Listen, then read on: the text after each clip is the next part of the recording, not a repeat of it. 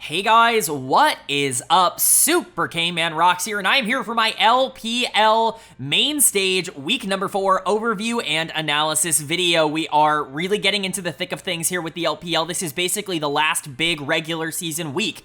We have week 5, of course, next week, but it's a shortened week. It's not the entirety of the week like this one is. It's not 7 days, and so this is really going to determine what teams end up going to the playoffs and what teams end up falling out, what teams are going to lock their spots into the playoffs themselves, what teams are going to have to go through the play-ins, what teams are eliminated. We're going to find out basically all of that by the end of this video, and so I'm excited. I hope you guys are as well. If you're interested in my thoughts on the LPL up until this point, check out the playlist up in the iCard right now. Of course, that's every single week of the LPL done in an exact similar format to what we are doing now. But go ahead and strap in if you are excited because we've got a lot to cover. This is the biggest week of the LPL for the rest of the year, and up to this point in the year, this is our super week. We have 18 best of 3s to go over, 50 plus games all crammed into one video, so a lot to cover today. Hope you guys are excited. If you are new here, what we do on this channel is we're going to go series by series, talking about the advantages and the disadvantages that each team was able to generate. I'll be giving a player of the series and a dud of the series for each individual series that we cover, and at the end of the video, I will be giving a player of the week and a dud of the week to kind of tie everything into a nice, neat little bow. We will, of course, also be updating my personal power rankings, and that has become more relevant than ever, with things basically getting locked in by the end of the week. A lot of teams are going to be done after week number 4, and so it's definitely going to have a pretty good idea of where a lot of these teams end up sitting, but I really don't want to waste too much time at the start of this video. Like I said, it's a long one. Just kind of a disclaimer, I might not go as in-depth as I do for some of the other regions, as I've said before here in the LPL, because there's just so much to cover. I'm going to try to breeze through these series in 4-ish, minute segments, maybe 5-minute segments. I'm going to try to keep it low. I know I ramble sometimes, but that's the disclaimer at the start. So without further ado, let's jump right into day number 1. We're still into series days, at least starting off the week, and we start off in Group Nirvana with a matchup between RNG and Rare Adam. That Rare Adam is going to pick up a win in 2-0. Pretty important win, obviously, for them, just to try to get themselves closer to locking themselves in, and they've basically done so. We've talked about it pretty heavily on the channel. 4 is kind of the magic number here to lock yourself into the play-in stage, and it looks like they're going to be able to hit that. That's not really a surprise. I think everybody kind of anticipated this being one of the better teams here in Group Nirvana coming into this stage, and that's exactly what they've been. They've not been perfect, but they've been pretty darn close. If they hadn't dropped that series to Ultra Prime, I would definitely feel a bit better about this team, but at least sitting where they are right now, I think they're pretty dangerous to end up going into. Player of the series was kind of difficult. A lot of players played really well here. I'm going to give it to Jue in the support position. He felt like he was the one creating the most action here for RA, and he has been significantly better, in my opinion, as they've gotten into this main stage, this, separate, Group Nirvana stage. He's been a lot better once he started playing competition that's around the skill level of the rest of this team. He was struggling a bit in the group stage, having to go into teams like LNG and Top Esports regularly, but it's definitely looking a lot better now. The other player I considered was Xiaoshu in the top lane, 2 games of Rumble, both really good. Goes deathless in this series. That can be relatively difficult on a champion like Rumble that essentially has to put himself in harm's way in order to do as much damage as possible in these fights, but Xiaoshu's just really good at team fighting, and hopefully he can start getting a little bit more consistent. The problem has never been the talent for him. It's been, the game to game, and so it was nice to see it, him perform well, I would say. Xiao Hao, Vikla, Assume, all looking really good, and all of them have looked really good over the past few weeks. Xiao Hao in particular has been a star for this team. Vikla, I think, has been really good, specifically in 1v1s in the mid lane, and Assume is very good at being able to capitalize in the late game. Rare Adam just feels like one of the more cohesive teams in this part of the tournament in the Group Nirvana section, and that's become more and more clear as we've moved along. And then for RNG on the other side, they go back to what is quote-unquote kind of their regular roster here. Geju is still suspended, but they do have a sub-jungler this week. XBY is coming in to play jungle, at least for this series, and unfortunately, this kind of looks like a downgrade. XZZ, their substitute mid laner, was honestly a better mid laner here, so that's definitely, or a better jungler, I should say. That's definitely not an ideal situation for RNG to end up being in. XBY is going to get dud of the series. He was just really bad here. Completely lost tempo in both games, was never really relevant in this matchup. The Ivern, the Zyra, both of them looked really bad. More specifically the Ivern, because Xiao Hao ends up playing it in game 2 and looking infinitely better, and I get that it's a bit of a team diff if your lanes are losing. It's kind of hard to play something like Ivern. Zyra's not always going to be the most consistent in the early game if you have losing lanes, but that being said, his tempo was also horrible. Xiao Hao just completely abused him. Awandi also probably should be getting dud of the series. He was awful here, and honestly, I've always been a lot lower on Awandi. I think I've said that a lot over the course of the last, 3 years. years on this channel. I've been pretty consistent about that. I do not think he's kind of deserved the hype that he's gotten over the course of his career. I think that he's a player that's a lot closer to being like a middle of the pack to below average support than he ever was to being like an upper tier guy that just wasn't getting the opportunities that everybody wanted him to get. I've just never really seen it in him. We always saw him being praised as like the guy to come in and fix teams. I just don't really I've never seen that in him. And these are the kinds of performances I would anticipate. And it's unfortunate because Huanfeng is still playing relatively well. He's just not really making a lot of mistakes. Tong Yuan was generally fine in this series. Juice was abused, I would say, by Xiaoshu in the top lane. But Rumble into Cassante isn't a great Cassante matchup. Not really sure why they opted into that 2 games in a row. Overall, RNG is still the worst team in the LPL. We talked about it. Their weird win last week was not something I expected to continue, and it very much didn't. These were 2 slaughters of games, and RNG definitely paid the price for that. And then for Rare Adam, they looked okay here. Certainly not a lot to like be angry about. This was an okay series, but you know, I just want to see how this team is going to do when they actually start facing good competition. They are clearly better than most of the teams here in Group Nirvana. It's all going to be up to how they end up translating that into a play-in spot that they are likely going to get. And then moving on to our second series of day 1, and it's a little bit of an upset here as we had ThunderTalk Gaming taking on Edward Gaming, with EDG picking up the 2-1 series win. Kind of an important one for them. They might already be out of it. It's going to be a pretty difficult spot for them to actually get themselves into the top 4 in this group, but a win over ThunderTalk definitely helps. ThunderTalk is one of the teams that they're going to be competing for one of those top 4 spots with, and so taking them down is actually a really nice place to be. It gets them to 2 wins, and again, you know, maybe 3 might be enough depending on if everything ends up going right. You know, it's theoretically possible if some other things were to go wrong for other teams, but this was a good showing, I would say, generally for EDG. I think there's some pessimism surrounding this team for good reason. I think it's directed, in my opinion, mostly in the wrong place by EDG fans. I think that there are a couple of players on this team that have been, quite frankly, very disappointing over the course of this stretch where they have underperformed, and some players that I think are catching flack that have very much not been the problem. Cough, cough, solo kill. He's not the issue on this team. I don't understand why everybody's looking at him as if he's the biggest problem for EDG. I get the game 2 wasn't perfect here on the Cassante, but man, like, he has had some consistently good performances for this team. He might not be the most mechanically talented player in the world, but if you're talking about would I rather have solo kill not making mistakes on the top side and just losing by a little bit being relatively useful in team fights, or would I rather have Leave who gets gigantic advantages in his own lane and then completely throws them all away by making some backbreakingly awful play in the middle of every game that he plays? I'd probably rather have solo kill, at least at the current moment. All that being said, Leave was really good in this series. He didn't quite make those errors that he typically makes in these games, and he's going to get player of the series for it. Most specifically for this Ezreal in Game 3, this has always been one of his highest priority champions, and it continues to look solid. I thought Wink definitely helped out quite a bit. He was actually really good throughout all of this series. I think the Braum, the Ornn, the Leona, all 3 of Wink's games were really solid, and that's kind of what you need to see out of Wink. We've been waiting for him to get back to his consistent form that he was at on Invictus Gaming. He very much has fallen off in terms of the performances he's given over the course of this main stage. Jeje was also pretty good for this team on the Lilia. Don't love them just spamming this champion without really a lot of thought. I think that she's very counterable and she's very beatable. Unfortunately for ThunderTalk, Beishuan had kind of a spring day rather than a summer day where he just wasn't willing to go out and try and punish the mistakes that Jeje was making in terms of the pressure he was putting out. You know, he wasn't going for objectives, but Jeje still did a very good job. I thought he was at his best in Game 1, but still pretty good throughout a majority of the series. Cryan was fine, definitely the worst of these 2 mid laners, but was able to do enough to be able to stabilize for EDG, even if he really hasn't been all that good. Solo kill continues to just kind of be there in the top lane. Again, I don't think his Game 2 was particularly good, but Cassante, Gnar, like, I don't think it was awful. I don't think he's nearly half as bad as Reddit would like to make you believe.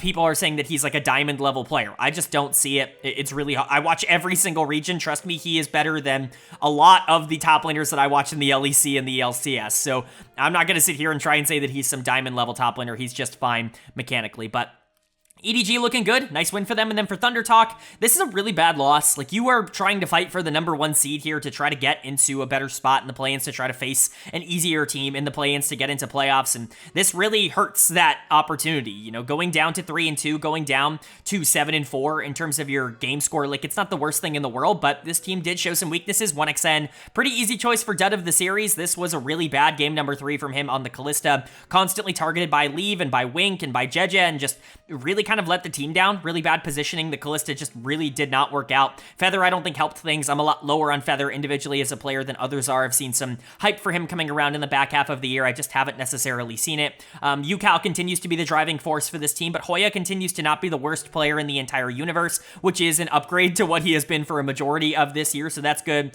Beishwan just wasn't aggressive enough. Again, didn't try to punish Jeja's mistakes, wasn't going for objectives in a clean enough fashion, and ThunderTalk ends up falling for it. This is not the most talented team in the world. In fact, I would argue that this is basically the exact same ThunderTalk team that they were in summer of last year. Basically identical, just going to be somewhere around number 12 or number 13 in the power rankings. Will make the play-in stage likely, but probably won't actually make the playoffs. Like, that's what I'm expecting for ThunderTalk, a team that will be competitive, but at the end of the day will probably let down expectations for what the fans were anticipating, and of course for what UCal should probably be achieving. And then for EDG, this is a nice win. It's all going to be about the rest of this week to see if it actually ends up mattering, not only in terms of their performances, but what happens to the teams above them, because they could already be eliminated depending on how some other teams end up, working out results-wise. So it is a nice win, but it might be too little too late for a team like EDG.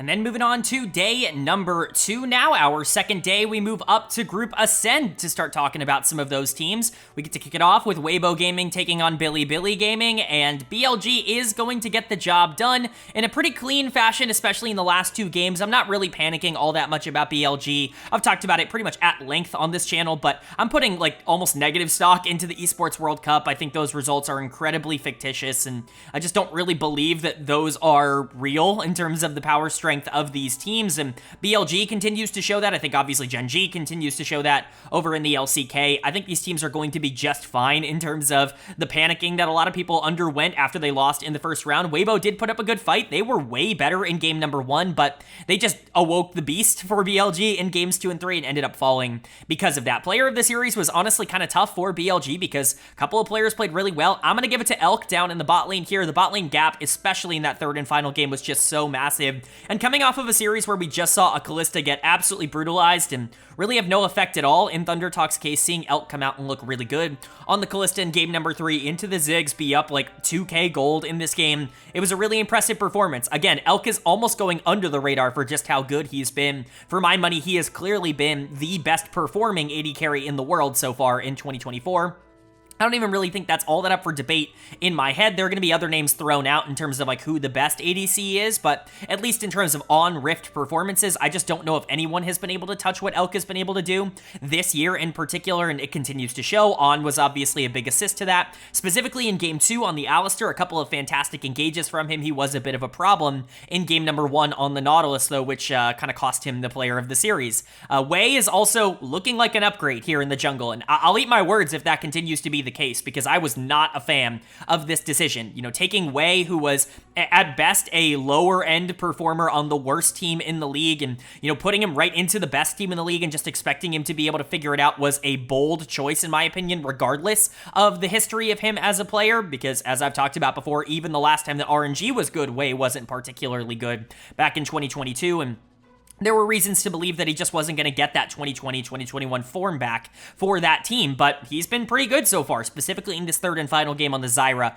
where he just completely out-jungled Tarzan. He did have quite a few problems in game number 1, though, and so I'm not going to sit here and say that everything is perfect for him. He's still going to be pretty inconsistent, but at least for now, it's definitely a lot more positive than negative. Knight was the better mid laner here. Bin was the better top laner. It's everything you wanted to see in games 2 and 3. Those were a lot more clinical, a lot more dominant from BLG. Just a bit unfortunate that they ended up dropping that first one, but for Weibo, they played fine. I'm really not going to criticize them too heavily. I'm pretty in on this team in terms of a team that can compete to try to make it to Worlds. I think the top 6 are all very interesting right now. I think those are your elite teams. You've got the top 3, and then you've got 4, 5, and 6 in terms of fighting it out for that last spot. Weibo is very much in that cluster. They just couldn't quite get the job done today. Maybe shockingly, Light is going to get my dud of the series. Some people are going to look at his awesome game number 1 here on the Kaisa and be like, how can you give him dud of the series after that game number 1? I don't think he really created all that much in game 1. I think Tarzan did a lot of the heavy lifting, as he typically does for this team on the Nidalee, and then he was really bad in games 2 and 3, specifically that third and final game where bot lane just got mega gapped. His Ziggs was entirely useless, a really, really pointless last pick of the draft. Xiao Hu also looked significantly worse on the Yone than he did at any point on the Twisted Fate. Also, shout out, TF mid is still very good. I know that TF top is kind of the meta right now, but you can flex that champion into multiple spots if your mid laner can play it. Xiao Hu proved that in game number 1, but The Yone, significantly less effective, we'll just say, in Game 3. Tarzan was awesome in this series, was definitely a little bit worse down the stretch, but I still think he's by far been the best player on Weibo Gaming, and Breathe also continues to kind of let this team down a bit, but been one of those players that you just can't be mad about losing to. Overall, I'm not freaking out about Weibo. This is pretty much exactly what I anticipated, and this is a nice win for Bilibili. They keep on rolling. I know their loss at the end of last week was a little bit concerning for a lot of people, but for the most part, I still think this team is the heavy favorite to go on and win the LPL, and they proved that again here. And then moving on to our second series of day number 2, and a pretty predictable outcome as we saw Top Esports take on the struggling Ninjas in Pyjamas, and Top Esports is going to get the job done. They are above 500 for the first time here in the main stage, the actual group stage, if you will. They started 0-2, and they've been able to claw their way back out of that to 3-2. I think they definitely had a bit of a hangover from the Esports World Cup that they have fully recovered from, because they have just continued to dominate basically every series that they've played since then. They have proven that they still deserve to be in the upper echelons of teams in the LPL, and quite frankly, they might be the second best team in the LPL right now. There is quite a cluster, but you know, you never really want to underestimate Top Esports, even if there are circumstances in which it's fair to say they haven't necessarily come through in the clutch. So we'll talk about that, but player of the series was super easy for me. This one's going to Mako in the support position. I've talked a lot on this channel about how we're in a meta right now that, in my opinion, makes it much more difficult to play support. I think it's much harder to play support right now than it has been at any point in like the last 4 to 5 years. I really don't think there has been a meta that has asked more of the support than is being asked of right now. They have to win lane, they have to roam, they have to be great team fighters. You have to do a bit of everything if you're going to be a top level support. And that makes what Mako is doing right now even more impressive, because he is just doing great at every aspect. Everything in the game he is like top tier at, and especially on champions like Leona, where you do kind of have to put yourself in danger to continuously make play after play after play. It's really impressive. Mako is in the conversation for being the best support in the world, and he proved that once again here. I think everybody on the team deserves a shout out. 369 and Tian are the other two that I really considered here for player of the series. Tian had a great game number 1 on the Nidalee, and even better, arguably, game number 2 on the Ivern. I know there's the meme that LPL players don't play Ivern. I get it doesn't necessarily fit into a lot of their playstyles, but Tian played awesome on this Ivern in game number 2, and so I'd love to see more of that out of Top Esports. They clearly have been practicing it. 369 was unkillable in a lot of these games. Look at the comp for NIP, especially in game 2. They just don't have the firepower to be able to break through a Cassante with an Ivern shield and a Leona. Like, there's just no way you're ever going to be able to deal with that in 5v5s. I think those 3 players, the quote-unquote tanky, you know, more facilitative players, were the ones that stood out the most for me, but the carries still did their jobs. Jackie Love was great on the Ezreal. Ezreal's been a massive pick here in the LPL. It's been very consistent, and that continued here. Cream was also very good. More specifically on the Corki in game 1, I think he definitely wasn't quite as practiced on the Zeri. A couple of weird plays from him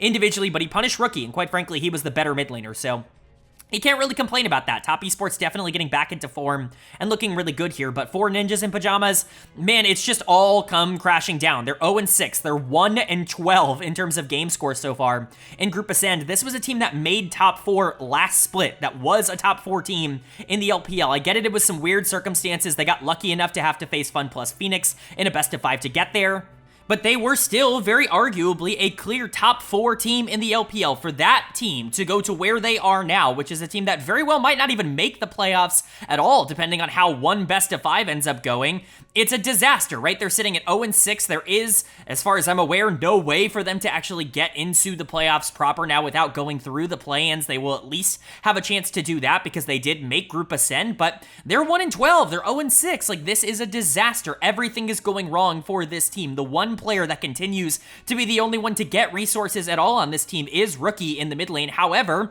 he has not been clinical with those resources at all. His mid to late games, especially in the recent weeks, have been horrible. His team fighting has been really bad. His positioning has been really bad. So the one player that you actually were able to play through that was generating something for you, not even he's playing well at the current moment. So everything is kind of going wrong. We were very vocal about how bad Aki was last week for this team, but Shanji really has been on the downswing. He's going to get done of the series here.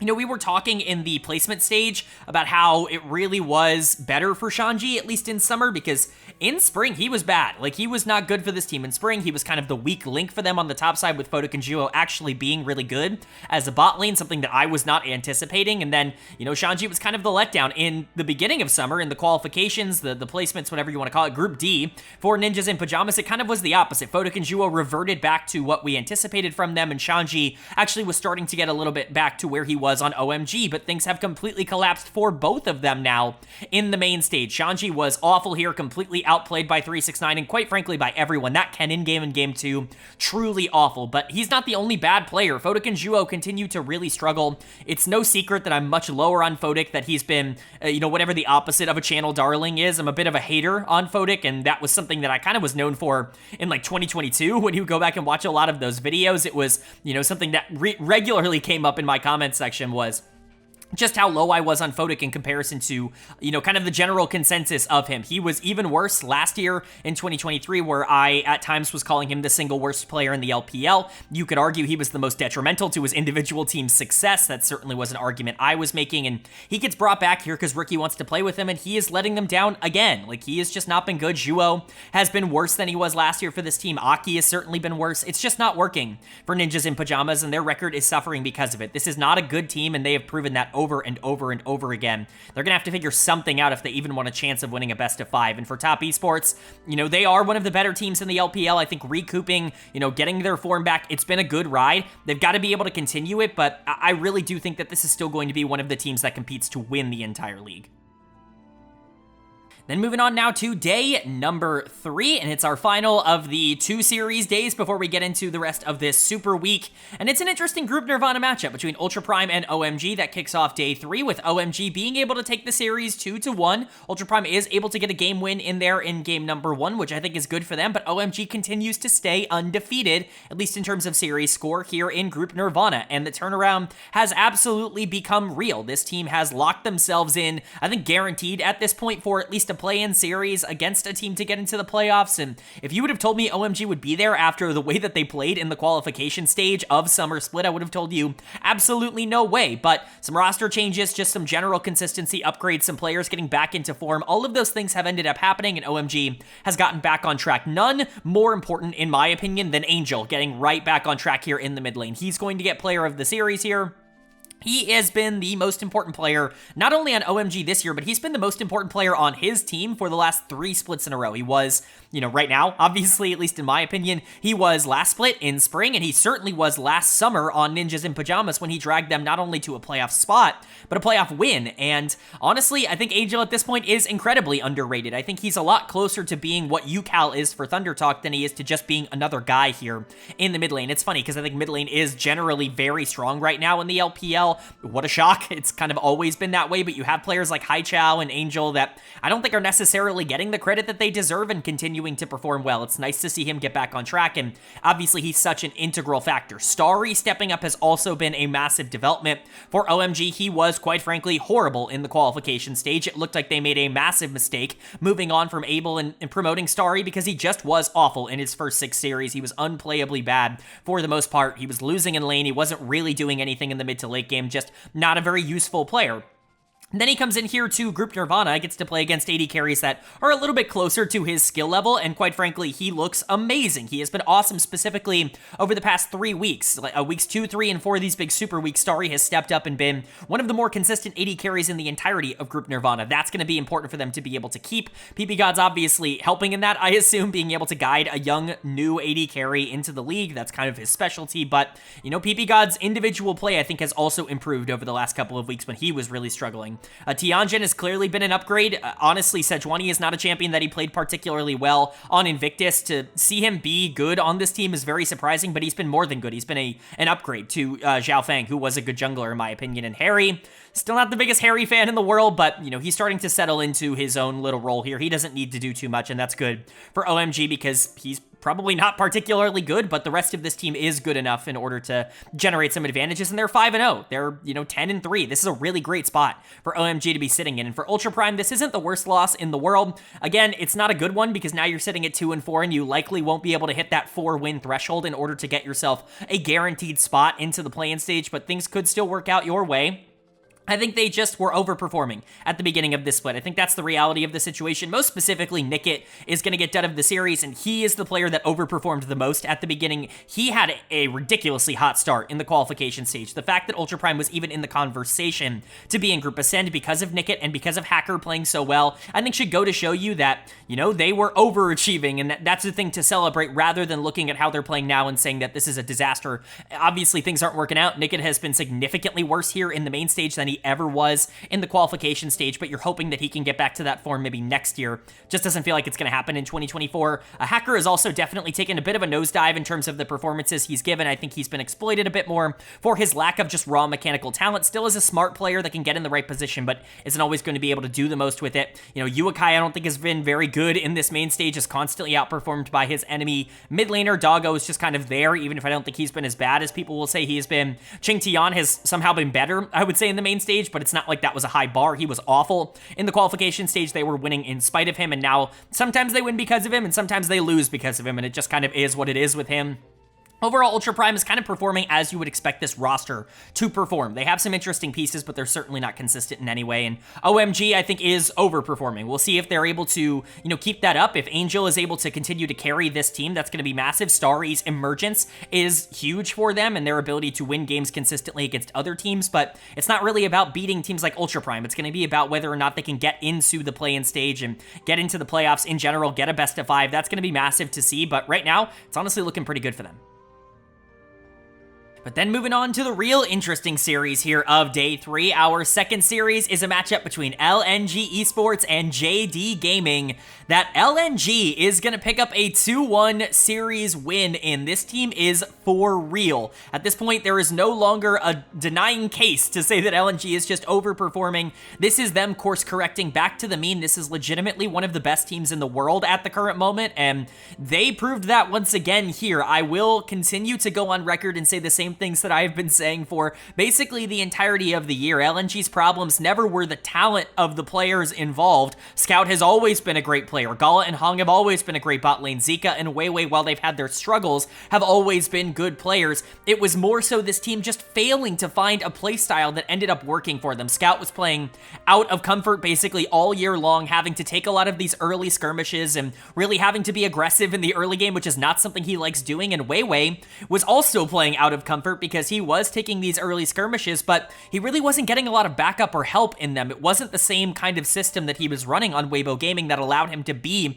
super aggressive and proactive early, and it ends up creating this situation where everybody looks worse on the team because they can't get it together. They can't find a play style that works for both. Now, incoming all of this, scaling in this meta that, really encourages you to play a little bit safer in the early game so that you can fight a lot in the later half. And all of a sudden, Scout looks amazing. Turns out that this was really just a meta problem the whole time. Weiwei has really adopted this new meta of taking it slow a bit earlier on into games, playing things like the Karthus and the Lilia in this series that don't necessarily need to dominate so much early on, the Karthus in particular. All of a sudden, things start to work out when Scout gets to play the style that got him 2 back-to-back MVPs in the first place. He's going to get player of the series here once again. The Yone was excellent. The Lucian was also great, but Scout is just back. Like, he has been amazing. Truly one of the, 3 to 5 best players in the league over the past 3 or so weeks, at least so far in the main stage. I would expect this to continue. He has really re-emerged as a mid laner that you have to care about in every single matchup. We'll talk about his opponent, but he's certainly outclassed Yagao in this one. I also want to give a big shout out to Gala and Hong. They were really the 2 players that never fell off. Hong had a couple of up and down performances, but Gala has just been Gala all year long. Like, he's never really dropped off in terms of talent level, in terms of skill expression. This bot lane has basically won even when the team is losing. They've just not been able to translate that into actual success. But for Gala to actually be able to beat Ruler, kind of a bar that he's not been able to overcome over the course of his career, that's got to be a big mental plus for him. Zika and Weiwei were both good and bad at certain points. Weiwei was pretty good here. Zika had some great moments, had some bad moments on the cannon. overall, you'll take what you got in this series, but this is the kind of performance that you would have expected LNG to give you. And I say that, but maybe you didn't even expect them to beat JD Gaming at the beginning of the year. This is them being one of the best teams in the world, and hopefully they can keep it up. For JDG, this is obviously not an ideal loss, but they've had quite a few of these over the course of this main stage. They've certainly not been consistent. I moved them up to number 2 in my power rankings because I thought that they were figuring things out. Sheer coming in looked like it was going to be an upgrade. Yagao and Kanavi seem to start getting back on that 2022 form. Ruler and Missing are definitely back in form, but it just wasn't able to be sustainable, and I think the meta shift has a lot to do with that. Yagao is going to get dud of the series here, and it's becoming more and more clear that he's just not an AD carry in the mid lane kind of player. Like, it's just not a meta that I think fits his individual playstyle all that well. And that's really bad for JDG, because I think everybody else on this team is doing fine. Kanavi, Ruler in particular, continue to be stars. Ruler was awesome in game number 2. He's going to get underestimated for that, but Kanavi was also very good, I would say, for a majority of this series. Missing has generally been fine. It's not the players that you would expect to do well that are underperforming. It's kind of the other pieces. Yagao, like I said, just not coming around. He was awful in game number 3. And Sheer, who I think is really struggling to stay consistent in this meta where, top lane is a little bit more volatile. You are getting some more aggressive matchups. Sheer was somebody that I really invested a lot into, but it's been a rough couple of weeks. At least the last 2 have not necessarily been dominant. He's going to have to get back on track. Right now, JDG really do feel like a 2-player team. It really does feel like Kanavi and Ruler versus the world, which is not a way that they can, win the LPL. That's not going to keep them in contention. They're sitting just above 500 in terms of their series score. You have to be better than that if you want to be a team that ends up competing, because LNG right now is better than that, and right now they are better than you, and that's definitely a bit concerning. They might even rise up a lot in the power rankings. LNG, that is. I'm certainly interested to see what I do at the end of this week, but it's starting to feel much more like a top 4 than it is like a top 3. And then moving on now to the start of the rest of the Super Week here. Every single day from here on out is 3 best of 3s instead of 2, and so we've got a lot to cover, and that's starting with our middle day here, day number 4, and a fun matchup between Team WE and Rare Adam. That Rare Adam is going to pick up the 2-1 series win in. This confirms them, I think locks them in for a play-in spot. I think they might have already been locked in with how things have gone so far for a play-in spot, but at 5-1, they're guaranteed to at the very least get a play-in series to see if they can make the top 10. I think there's a pretty good shot that they're going to be able to do it. This team is really good, and unfortunately, WE is just not. There is no explanation for why this team has gone on the losing streak that they have gone on. There is no explanation for why they are sitting here at 2-4 as one of the weaker teams, and a team that might not even make the play-ins, might be one of the bottom 4 teams in the LPL, one of the first 4 teams eliminated. There is just no excuse. This team is talented enough to be able to compete for top 7 or top 8, let alone compete for a play-in spot, and they're sitting here having lost 4 series in a row, having made changes to their roster that has quite frankly just made them worse in almost every area, and you just have to wonder what the point of all of it was. You have to wonder why they are sitting here in the position that they're in with the roster that they have. We'll talk about it in a second, but we'll get to Rare Adam first. This is just a good team. I'm not sure they're going to be a great team. I think they might just be one of those high floor, low ceiling types of rosters, but who knows? There are things that are improving. Bot lane was really good across this week and honestly played really well in both of their series. Assume is going to get player of the series here. He was definitely the best player in both of their wins here, game 1 and game 3. I continue to die on the Jhin hill. It will be a hill that I will die on forever. I think Jhin is arguably the best AD carry in the game right now, and he's continuing to just not get picked. I understand picking things like Ashe or Ezreal or even something like a Misfortune ahead of him because they are just super self-sustaining, and that's kind of the big plus to Jhin, is you don't have to put anything into him. He's just going to be Jhin the entire game. He's not going to dominate lane, but he's good in lane. He's not going to dominate team fights, but he's super useful in team fights. He doesn't have the best damage in the game, but he has good damage. His utility is close to elite, maybe not the best in the role, but close to it. He just does a little bit of everything. He really is the jack of all trades, master of none AD carry, but that's super valuable in a meta where you just don't want to put a lot of resources into bot lane, and we continue to see Jhin work basically every single time it's pulled out in pro. Hopefully his play rate goes up because I'm going to go crazy if it doesn't. The Ziggs is also kind of relatively in that zone. I think you just pick it so that you can take towers and kind of be annoying in lane, especially going into something like Smolder, but Assume is really good in this side lane role, in this kind of weak weak side AD carry role. I'm honestly more impressed with him in this kind of role and position than I was when he was kind of the primary carry, not only for this RA team, but for LGD. This is some of the best League of Legends that he's played in his career, and I'm really interested to see where it goes. I've always pushed back on Assume kind of being this future star ADC, and I still am going to push back on that because I just don't see it in him, but he could be a really good AD carry in this league for a long time that could play for a couple of good teams. Dway also continues to be good in their wins. His game 2 was, I mean, win-tradingly bad, like truly horrendous, but it's fine.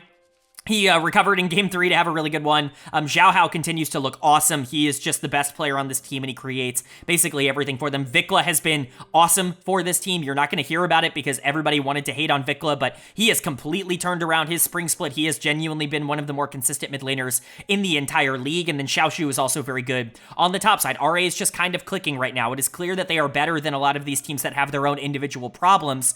The question is just, what does that mean when they start playing against teams that are a little bit more cohesive?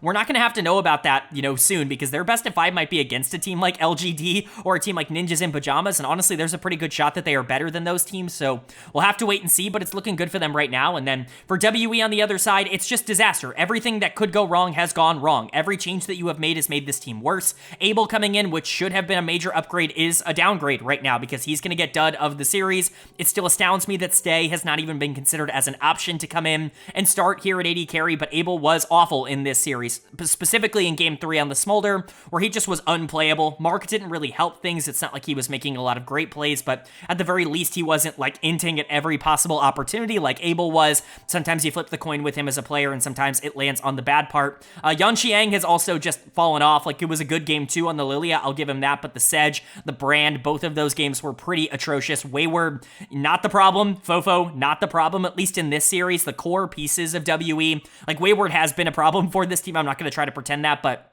they've not been the biggest problems on this team. It seems like jungle and bot lane have just been unsolvable riddles for the WE organization, and it's holding them back. They're sitting at 2-4. They cannot hit the 4-win mark. There's a very good chance that this team does not make the play-in stage, that they are just one of the first teams eliminated from the LPL, and that's an absolute disgrace considering the roster that they have. One of the biggest underperformances in the entire world, regardless of region. But for RA, like, this is a nice win. It's cool that you're able to beat up on WE when they're really struggling. I just want to see what happens when you start to play better talent, and that's going to come later on in the split.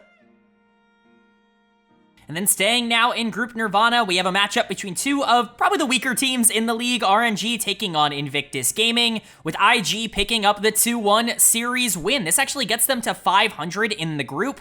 Not a shocking win for them at all. They definitely should be the better of these two teams, but they are very much still in contention to get into one of those play-in spots, which would be massive for a team that I and a lot of other people have essentially counted out for basically the whole year. I've said on multiple occasions that outside of some disastrous outcomes like for RNG, they probably had the worst roster in the league going into the split, and they've overperformed that. I think that their players have generally overperformed the expectations. So to see them still in the hunt, I think is a good thing, but unfortunately, the team that's not in the hunt is RNG, who with this loss has officially been eliminated from the chance to get into the play-in stage. They are the first team in the LPL to officially have their season ended. That's not a great sign for one of the most prestigious organizations in the LPL, but it's not really a surprise when you watch them play. It has been an absolute disaster, even with Geju back, with some tinkering with the starting roster. Awandi is out, XZZ is in the mid lane, Tong Yuan role swaps down to support. Not even that is enough to save their split and to give them a chance. They do win game 1 here, which I think is fine, but Invictus was better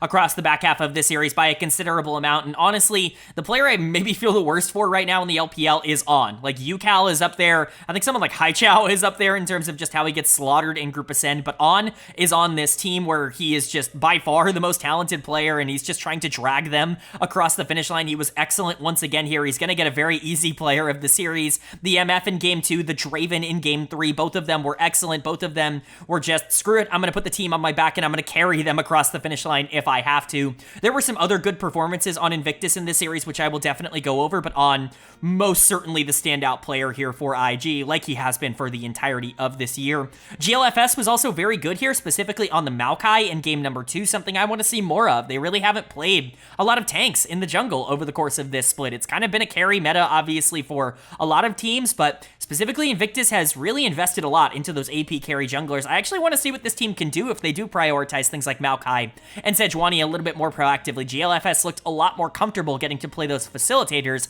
than he has so far on the AP carries. Just something to take note of if they do end up going in that direction. Vampire continues to get better and better, which is a really good sign. It really felt like Vampire was just going to be a complete disaster for the entirety of this year, and I still think he is the worst player in the LPL, at least at the current moment, but he has definitely gotten better, and he's gotten a bit more consistent. I think getting to play with On has certainly helped him. He was not getting better when he was playing with Leave. That was certainly not the case, and I think having someone like On, who's a veteran, who can kind of guide him through a lot of these situations and just kind of win on his own, really makes Vampire, feel a lot more comfortable in the bot lane, so it's nice to see that that's gotten better since coming over here. To Invictus Gaming, Nenny was pretty solid. You Should Know Me still has been really disappointing in my opinion for this team. Has been a complete non-factor on the top side, but he is there. He exists for this team. Overall, Invictus is kind of fine. Like, they're one of those teams that can win almost any series and lose almost any series. I'm never going to predict them to win because it's just so hard to do that, but they truly can just pick up wins here and there, and honestly, they are clearly the better team between them and RNG. And then speaking of RNG, they do make some roster changes. Obviously, Geju comes back in after his suspension is over. That's definitely what they were waiting and looking for. But XZZ is kind of the player that they want to invest in. Tong Yuan is role swapping to support. I think some people forget he was a support player, I believe, first. I think he was rank 1 in the Chinese solo queue ladder as a support main. And so, I'm not shocked to see him be able to play support at a high level. I say quote-unquote play support. We'll talk about him right now, I guess. He's done of the series.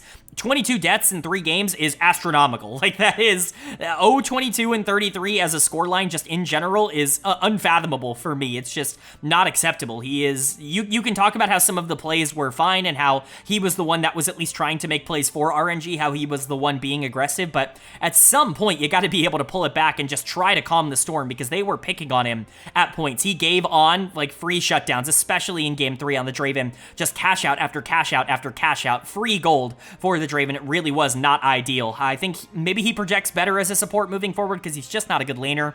In the mid lane, he's not someone who I think would be able to survive in that role, and XZZ actually does look like an interesting player, but if he's going to be the one playing support for this team, we'll hopefully see him, improve as he plays it a bit more. The rest of this team was generally fine. Geju was awful in their losses, but pretty good in their game 1 win. He's just a player that is clearly a solo queue player. Like, there is no other way to describe him. When he loses incredibly hard, and when he wins pretty hard. It's just kind of rare to see him win. He's really not a player that I'm going to really believe in until he starts to show any semblance of consistency. Juice, Huanfeng, they are what they are. Like, Juice is fine. Huanfeng is a good player that's stuck on this team. XZZ actually looks like a really interesting prospect. He's someone that I want to see this team move forward with as a potential starting mid laner. Maybe not moving into next year, we'll see, but like, clearly he should have been playing a long time ago. He's infinitely better than Tong Yuan. That has become clear, but RNG is just a disaster, and their record shows it. They are the worst team in the LPL, and they continue to prove that game over game, but Invictus, they have a real shot at making the play-in stage, which would be a really big positive for them, would be a bit of a surprise, but they've earned it. They've continued to overperform perhaps the roster talent and take advantage of teams that are a bit more inconsistent here in Group Nirvana, and they might get to play a best of 5 as a reward for that. And then moving on to our third series of day number 4 here, and another pretty predictable outcome as we saw Weibo Gaming taking on LGD Gaming, with Weibo picking up the 2-0 series victory. We finally get a 2-game set. It feels like we've just been going all 3 this entire week so far, which has been good. It's fun for the league, but certainly good to see a team come out and dominate in the way that Weibo Gaming should be able to do against LGD.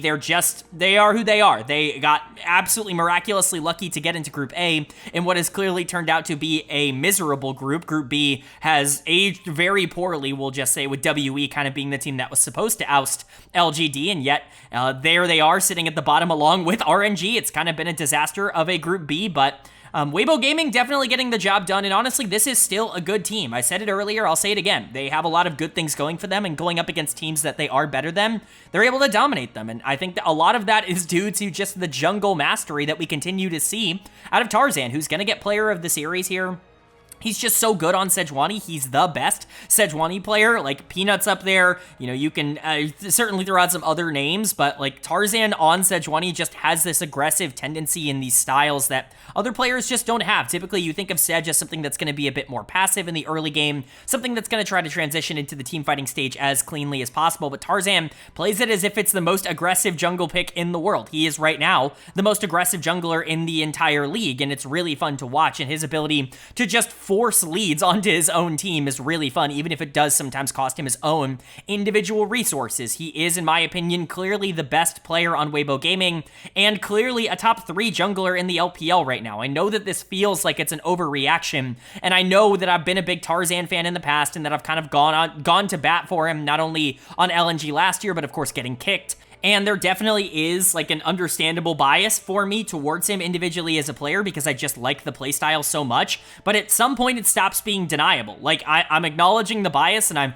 I'm trying to say that, well, my opinion will go down. I'll take what my opinion is, and I'll go down slightly because I know I'm probably a bit biased towards Tarzan, and that takes him from being a top 3 player in the league to just being one of the top 3 junglers in the league. I think that there really is no denying how good he has been for Weibo Gaming. He really has been awesome, completely gapped Meteor in both of these games. I do want to give a big shout out to Xiaohu, who was really good, especially in game number 2. Haichao has been awesome, even in this really bad stretch for LGD going up against good mid laners, but Xiaohu actually just completely outplayed him and really kind of made him look silly in the 1v1 in this matchup. And, you know, he's been pretty inconsistent, but the inconsistency is certainly better than the awful performances that he was giving at the start of the split. Light and Crisp were really good. Crisp in particular was exceptionally good in this series, and that's really important. He has kind of been a bit of a letdown for Weibo over the course of this split, so to see him perform well, really intriguing. Light really just did a great job of capitalizing on all the things created for him, and his scoreline obviously looks great. Breathe was really good on the top side. Everything kind of clicked for Weibo. This was a deserved 2-0. They were the better team by far, and all 5 members earned that. And then for LGD, there's just not much I can say that I haven't already said on this channel in the past. They're so lucky to be here in Group A.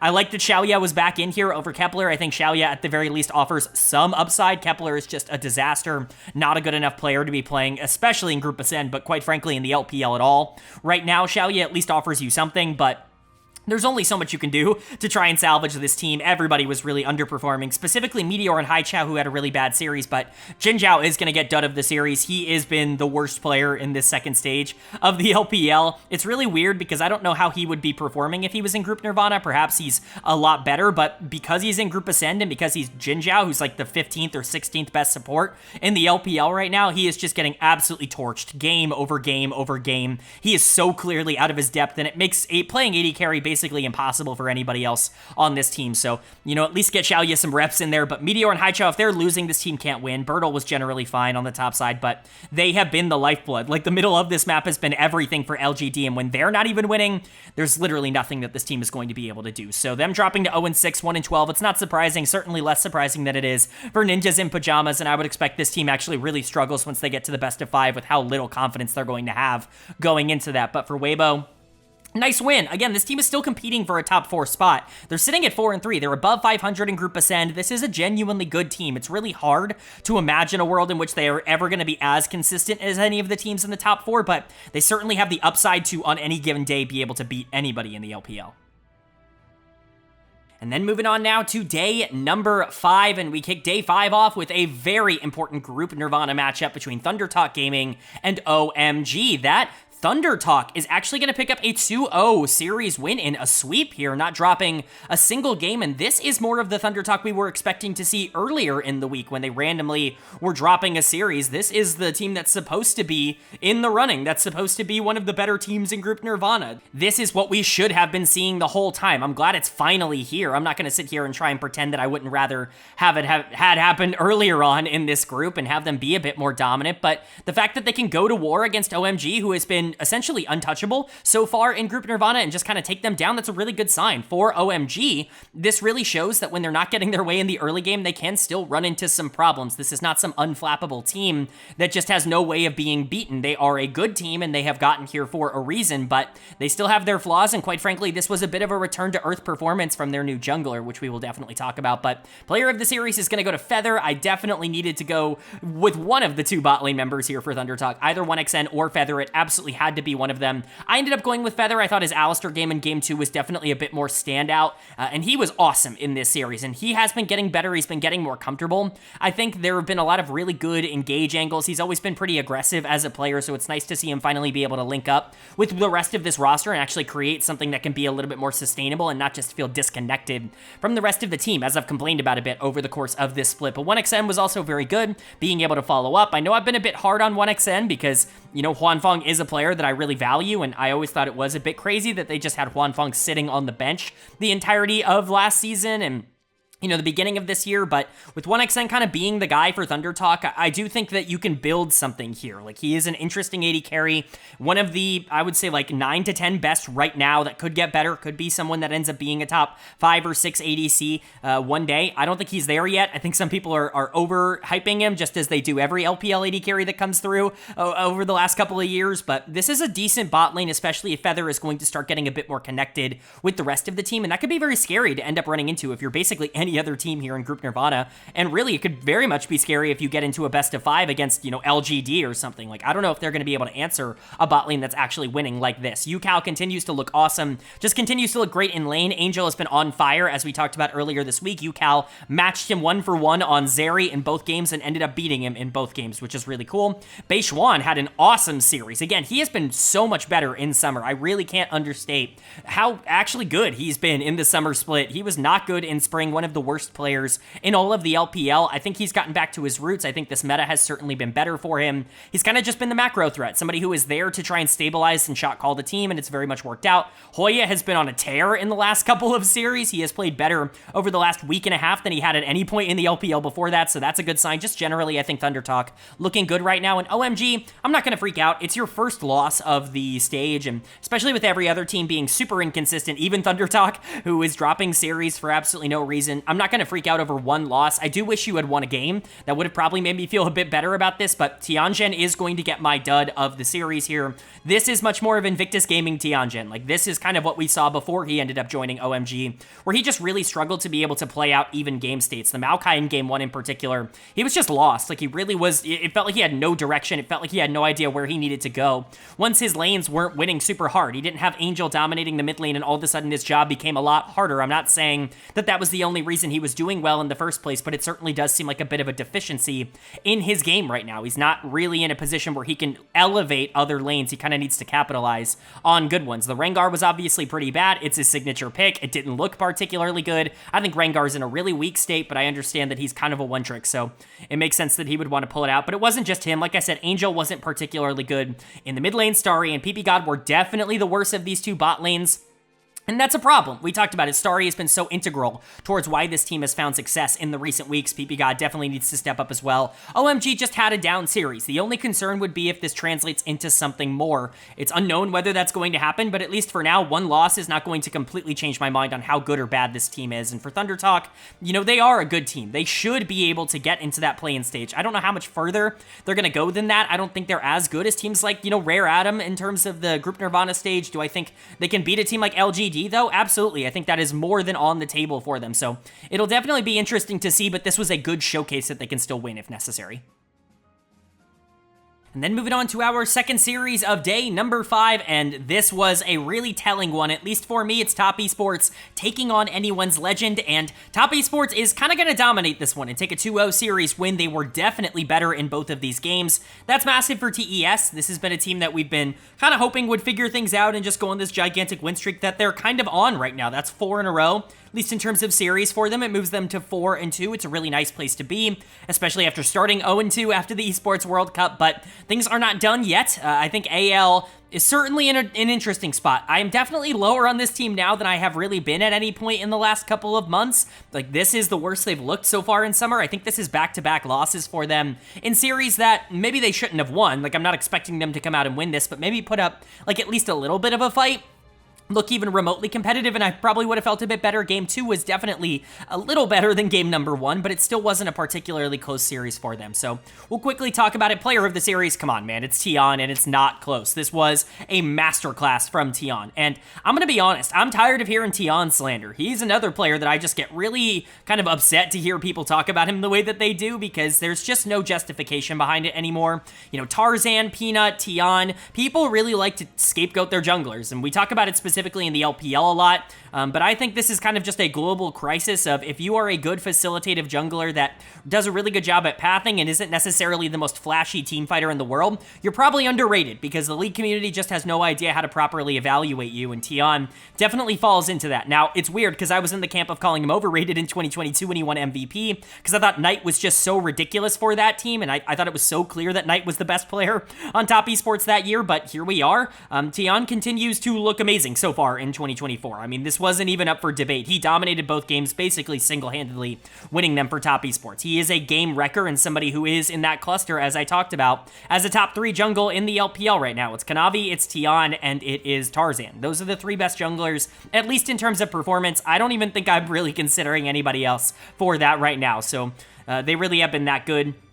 And then across the rest of this team and the rest of the roles here, they also were all really solid. Mako continues his really good week, but 369, Cream looking really good in side lanes. 369 in particular, I thought had a very solid series. Jackie Love is there, didn't really have to do a whole ton. That's kind of been the story of his 2024 so far. He's kind of been the odd man out, playing more weak side carries, and I think that works for this team because he does not need investment. Trust me, he's good enough on his own. So top esports continuing to look great, and AL, I just want to see them get back into some level of form. Again, I'm not going to try to panic over a loss to top esports. They're one of the best teams in the world.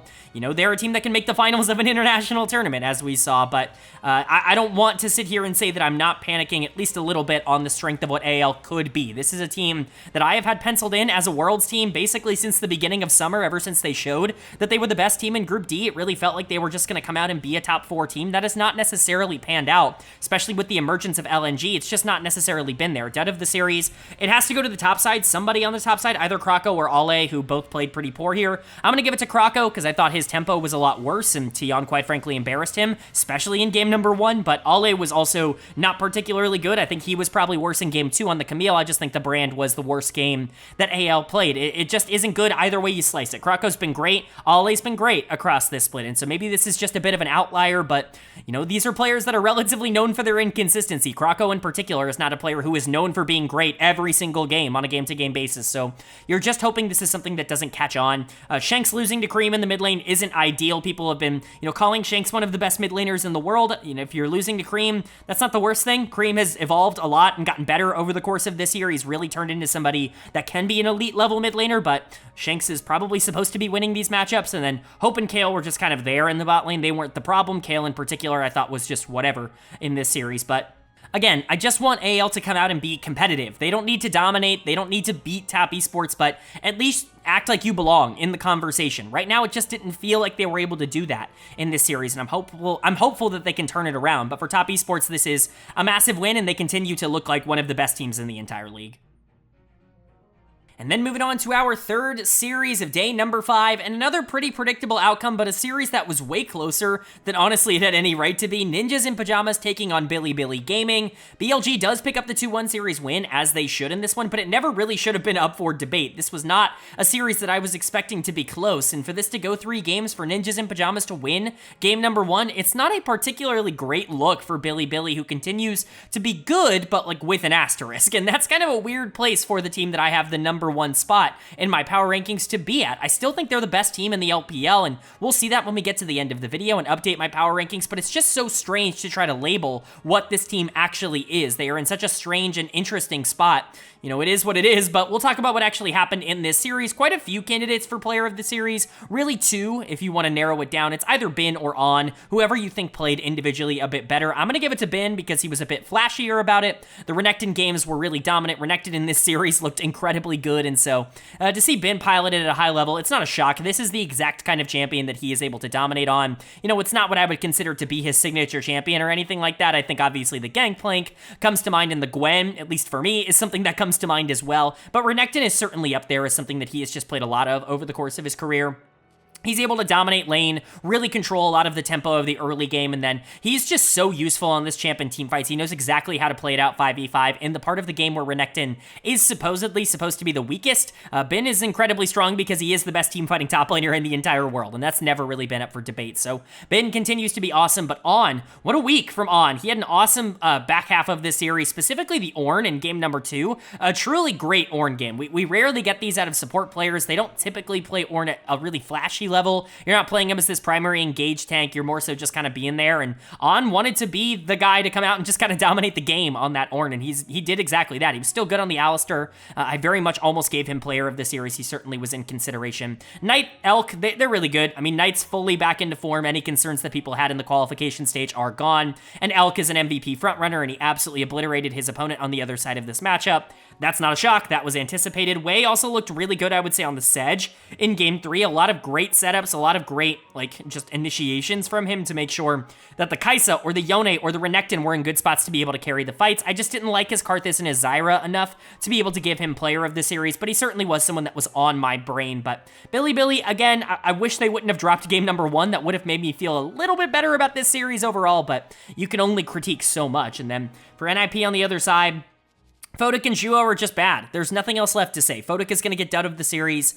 This still isn't as bad as he was last year. Like, last year, he was just horrendous. He was losing every game for Ninjas in Pyjamas. Angel was trying his absolute best to literally do anything on that team. Angel and Shadow really were trying to do their best to do anything for NIP, and, you know, they got some stuff done, but Fodak was such an albatross that there was just nothing that they could do in those instances. He's gotten a bit better, but if this is better, this is not ideal. This is still losing series against the best teams in the league, which is not great. Zhuo was also pretty poor here. I think their scorelines are not all that indicative of just how poor they were in this one. Shanji, Aki, Rookie, they all had their own problems. Shanji was definitely worse than Bin, but somehow, some way, I think this was one of his better series in a little while. He has truly been horrendous, and so it's nice to see him at least compete in game number 1. Aki is just not it. It seems like Leon is coming in to replace him. If that's going to be the case, that definitely feels like it will be an upgrade. That's the correct roster decision. He was suspended those 2 games from the beginning of the year, but it seems like he'll be coming in at least for the play-in stage, which should be good for NIP overall. And then, you know, Rookie's trying to do things, but at the end of the day, if you're trading 1 for 1 or sometimes 0 for 1 just to get any sort of gold, that's not a sustainable way to win games at all. Rookie is just not playing well. There is nothing else to say. I get his scorelines are very impressive and aggressive, and he's certainly not turned off his attempt to win the game, but like, it's just not there. His execution is not there. He's not winning matchups. He's going even in these matchups and allowing the enemy team to get just as much gold as he is in a lot of these trades, which is really not ideal. So Ninjas in Pyjamas, not a good team. 0-7 is indicative of that, even with the win. And then for Bilibili, again, I would have liked to sweep, but, you know, I'll take a series win. I'll take 5-1. Certainly not a lot to complain about there. But now moving on to day number 6, and speaking of teams that probably should have won their series a bit more convincingly, but still got it done in the end, it's LNG Esports taking on LGD Esports. And LNG is going to pick up the win. Don't worry, they're not going to drop a random series here to LGD, but they did make it a lot closer, as I said, than they ever should have. This is very similar to what we just talked about with Bilibili Gaming. It never really should have been up in the air. This should have been kind of a destruction of a series against one of the weakest teams in the entire group, and yet they did have to kind of take their time and, you know, actually play the game, and that's really not an ideal situation for them to be in. Still, at the end of the day, LNG was able to walk out with a victory, and you have to hope that this is just a bit of a, you know, minor inconvenience for them as opposed to anything more than that. I believe that it is. I still think LNG is better than people are giving them credit for right now. People are going to overreact to this loss while underreacting to some other losses that similar teams have had over the course of this year, but I think they're going to be just fine. Most notably because I think the players that are playing well right now are very consistent and will continue to play well. Most notably Hong in the support position, who's going to get my player of the series. He was awesome here, and he continues to be awesome. He is just a player that I believe in a lot.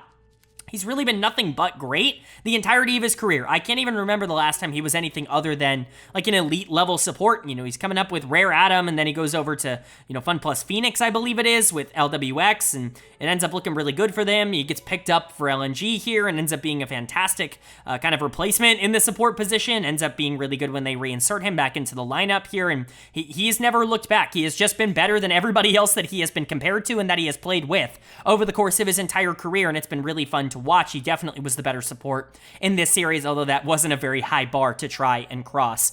Gala continues to be great as a carry. If you're going to enable somebody on this team, I think from just a pure consistency perspective, Gala is probably the choice. Not that Scout, Zika, you know, not that they're bad players. I'm not going to try to sit here and say that they played poorly. They were fine. You know, Scout certainly had his mishaps in this series. Haichao was kind of back on his grind in this one where he was amazing, but Gala is definitely the one that I think will get you the most results the most frequently, so that's good. I think Weiwei has gotten significantly better at playing things like Maokai over the course of this year. He's kind of needed to. It is essential towards being the jungler for Scout to be really good at things like Maokai and Sejuani and these facilitators, and so it's nice to see him slowly but surely get better at these, you know, tankier, more engaged type champions over the course of this year, and Zika has looked awesome ever since the main stage has started. He struggled quite a bit, not only in spring, but specifically in the qualifications part, I guess, the group stage, if you will, of the summer split, the first stage, and ever since we got here to Group Ascend, he has been significantly better and has actually looked better going up against better top laners, which I think is a really good sign overall. So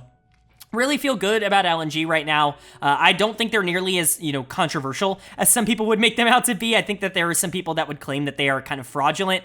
I don't really feel that just yet. I think they're going to be just fine. Maybe they're not like guaranteed top 2 or something like that, but this is a team that will be competing for top 4 for sure. And then for LGD, they're just bad. Like, I don't know what to tell you. They're probably around as good as like, Thunder Talk, and that just makes it really unfortunate for them to be in Group Ascend where they have to play teams like LNG every single series. There's just nothing else left to say. They got very unlucky that they got a super bad group, maybe lucky, unlucky, however you want to say it, that they were in the weakest group in the first stage, that they ended up playing against 2 other teams that were also like bottom of the league, and so they ended up getting out of that group. You get that miraculous win over Bilibili that ends up getting them out, but now they've just been slaughtered over and over and over again. They have one last shot to not get slaughtered next week against a winless team, Ninjas in Pyjamas. We'll see how that ends up going, but at least for now, Jin Zhao is going to get yet another dud of the series. I think this is his 7th in the last 4 weeks. Something ridiculous. Ever since this stage has started, I can't think of a player in the LPL who has looked worse. Like, he has been the worst in every game that he has played. He is just so overmatched and out-leveled at this point. There's just nothing else left to say. He is not a player that should have ever even been close to Group Ascend. This bot lane hasn't been looking better. Xiaoya, Kepler, doesn't really matter. Neither of them have looked great. Xiaoya is definitely better, but not by a lot. Haichao looks great. He's a good player. Bertle, I thought, looked fine, generally speaking, in this series, even though people are still going to scapegoat him. Meteor, was definitely worse than Weiwei, at least in terms of game impact, but he wasn't the problem. Bot lane continues to be the biggest problem for LGD, and the fact that these two are in Group A is genuinely absurd. Like, the top side of the map is good enough to be here. The bottom side is like bottom 1 or bottom 2 in the entire league, and that's become more apparent the more they played. So LGD sucks. They moved to 0-7. We'll see if they can get that one win, but they're definitely going into the play-in stage, and then LNG is going to be fighting for the number 1 seed come the playoff time. That's going to be massive for them. If they can grab that, if they can be the number 1 seed going into playoffs, that's a pretty massive advantage to be able to get. So we'll see how the rest of the regular season ends up playing out, but they've done their job. They've done their part for sure. Then moving on to our second series of day number 6, and kind of an inconsequential matchup here, but one that does officially eliminate a team. It's Ultra Prime taking on Edward Gaming, and Edward Gaming is going to pick up yet another victory here. They moved to 3-4. Pretty inconsequential, as I've said, because it's likely that both of these teams have already been eliminated from trying to get a play-in spot. 4 wins does seem like it's going to be the benchmark, and it doesn't seem like either of these teams are going to hit that, but Edward Gaming closing it out being at least relatively close to 500. I think that that's a better place, obviously, to land than where they thought they were going to land coming into the week, sitting at 1-4. This was a pretty good series overall. Ultra Prime has yet to beat anybody in the standings that has been below them at any point this year. They have yet to be able to beat anybody that they should, and they've beaten teams that they absolutely should not be beating. It's a very funny kind of existence for Ultra Prime, but in the end, it was pretty fitting the way that they ended up going out, losing to a team that had looked worse than them for basically the entirety of this split. So we can quickly talk about it. Player of the series is going to go to Jeje here in the jungle. I like Jeje. I think he's fine as a player. I'm not willing to give up on him as like a top tier jungler. If Wei can get plucked straight out of RNG, go straight into Bilibili and actually perform admirably, then Jeje can for sure do it, because he has quite frankly just been better on a bad team than Wei has. He has been significantly more interesting. He's winning a lot more isolated 1v1, and so you feel pretty good about him. He wasn't perfect across this split. There were a couple of games and a couple of series just in general that were awful from him, where he was getting outplayed by players he had no business losing to, and those are the kinds of things that he is going to have to clean up. It's not like this roster is devoid of talent in the same way that RNG was kind of devoid of talent. Like, Jeje should be performing better on this team, but at the end of the day, hopefully he can figure something out going into next year. Hopefully EDG is in a better position going into next year. Hopefully they find a core that they want to work with, whether it's, building around Leave, whether it's getting rid of him and building around someone else. Like, if Jeje is still on this team and that's the direction they want to go, hopefully he actually has some talent to work with in 2025. Cryan was also really good this series. This was probably the best that he has played in the entire main stage here ever since EDG made Group Nirvana. He's really not been good over the second half of this split. That's kind of a trend for him individually as a player, is that he'll look pretty good at the start of the year, specifically in spring, but as the year goes on and on, he tends to play worse and worse. Not really a great trend to be able to, kind of latch onto, but it's certainly something that's becoming a bit of a noticeable pattern for Cryan. Wink and Leave were generally fine. Leave didn't make that backbreaking mistake that he typically does, which is good. That's why they won. Solo Kill was the better top laner. He's been the better top laner in quite a few series that he's ended up playing. I think a lot of people attribute that to the top laners that he's playing being bad, and I'm certainly not going to disagree entirely with someone like Ching Tian, who's been a disaster, but he does a lot more than I think he gets credit for, and generally speaking, I think he really forces mistakes out of the enemies that he runs into. But overall, this was a fine series from EDG. Ending off your split 2-0, I think, is a good sign, even if it doesn't really mean anything because you're not going to be making the play-in stage. And then for Ultra Prime on the other side, this team is just, I don't want to say they're a disappointment because the expectations were so low for them going into the year, but like they raised those expectations with their play. They wasted what was probably the best split of Hacker's entire career on essentially nothing. They end up going 2-5 here in Group Nirvana. They came so close to even getting into Group Ascend in the first place over a team like Weibo Gaming. Wouldn't that have been absolutely unbelievable considering the direction that both of those teams have gone in since then? But Ultra Prime at the end of the day was a team that was overperforming and they ended up coming back down to earth. They just don't have the talent. Like Uakai was playing really well and he ended up being essentially a non-factor for this team moving forward. Nickit was awesome in the beginning part of the split, and he really returned to earth. Hacker, like I said, was great basically for the entirety of the split, but certainly was a little bit less effective over the second half. And then, Ching Tian, unfortunately, was Ching Tian in this series. He's going to get out of the series. He was awful in this one, contributed basically nothing to Ultra Prime while getting absolutely destroyed in the lane matchup by a player that everybody says is mechanically inept. It's really just not a great situation. Doggo was there as well, I guess, but this is not an unexpected end for Ultra Prime, at least in my opinion. We all kind of anticipated that at some point they would come back down to earth. I just don't think we would have expected they would have fallen as hard as they did. 2-5 is not exactly an ideal way for them to end it, but I'm not going to say it's the most shocking thing in the entire world, especially with the roster they had. We'll see what ends up happening for them in 2025, but they've yet to be able to put out really anything competitive over the course of their entire existence. So it is what it is, but it's a nice win for EDG, if a bit irrelevant at the end of the day. And then moving on to our final series of the penultimate day here on day number 6. It's a battle of red teams in Group Ascend. Top Esports taking on FunPlus Phoenix. And Top Esports is going to pick up the 2-0 win. That's a 6-0 week for Top Esports. Don't let that go under the radar. This team is back. 5-2, 11-4. They have yet to drop a game since their first 2 series losses. They are 5-0 and 10-0 in their last 10 games. It's genuinely absurd how they've been playing. As of late, this team can genuinely win Worlds. Like, I want to make that abundantly clear. If everything goes right for them, they absolutely will win Worlds, especially if their team is playing like this. We've already, hyped up players like Tian and Mako, and trust me, we'll talk about them in this series in a minute because they were just as good here as they have been earlier in the week, but it was Jackie Love's time to shine. Very easy choice for player of the series, just absolutely abused the bot lane of FPX. Picked MF both games and ended up just being like, well, I'm just going to destroy you in lane. Like, that's what I picked it for, and decked him life. They were not prepared to end up losing 2v2 nearly as hard as they did. Jackie Love was sensational. I mean, tower diving 2v2 and just absolutely obliterating it. Not sure why in a million years you would ever pick Kaisa into Misfortune. That just seems like asking for trouble, asking for disaster, but FPX opted into it and they ended up getting punished for it. Jackie Love did a great job of punishing, though. I mean, I talked about him earlier this week as somebody who has kind of flown under the radar in terms of just like a lot of the attention for this team because Tian and Cream and Mako have gotten a lot of it. I don't know if Jackie Love should be going under the radar. He's been a top I guess maybe 2, maybe 3 AD carry in the LPL, basically without a doubt so far this split, and he just continues to look amazing. There is so much good that I can say about Jackie Love, but I've said a lot of it on this channel already. He is way more consistent than he gets credit for, and he is not someone you ever want to run into in a bad matchup, which we saw here. Mako is definitely a part of it as well. He was awesome here on the Braum, on the Rel. All of it just looked really good diving tools, especially in that second game with the Rel, and generally speaking, the aggressiveness is very much still there to be able to make sure Jackie Love's in as good of a position as possible. Tian absolutely put on a clinic against Milky Way. We'll get to Milky Way in a second. I want to make this statement now because this is going to be like my token rant of the week. It seems like every single series in the LPL or the LCK has to have one rant every week. Like I just have to find one place to throw in all of my negative feelings towards fans and the way that they talk about these players and just generally their perception. This is going to be that series. We'll get to it with FPX, but Tian was awesome, completely gapped Milky Way and really exposed some of his problems on the Diana in game 2. Cream, 369, they looked good. 369 in particular was really solid. Just a very good series from Top Esports, and at this point, that shouldn't come as any sort of surprise. They continue to look amazing and hyper consistent. This is one of the best teams in the world. They absolutely can get that world championship. And then for FPX on the other side, they have their own set of problems, but I think the conversation surrounding this team is just so narrow-minded.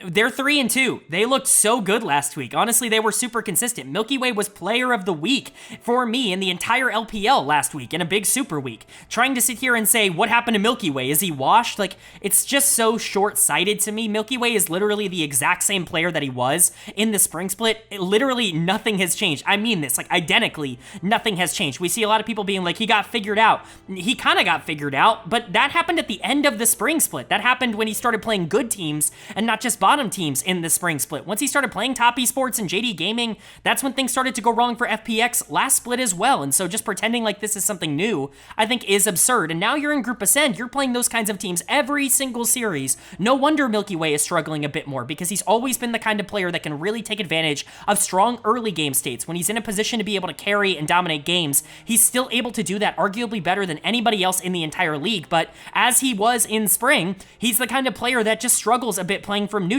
because he doesn't have the best macro in the world. He just needs to be able to dominate with his mechanics. And so when you go up against someone like Tian that is great macro-wise and does have the mechanics to back it up, he's just not able to be as consistent in those matchups. It's just what you have to live with Milky Way. It's the same problem that Bo had for FPX and for, Vitality and K-Corp and every single team that he's played for. It's, the same problem that a lot of these aggressive junglers have run into. It's that if you are going to rely so much on your mechanics and not on your macro, you have to be better than who you're playing against. And when you're playing against one of the best junglers in the world, that's just hard to do. So I don't know. It's just a rant I want to go on. Milky Way is the same player. I'm tired of hearing about Milky Way falling off. It's absurd, and it's a crazy thing to say.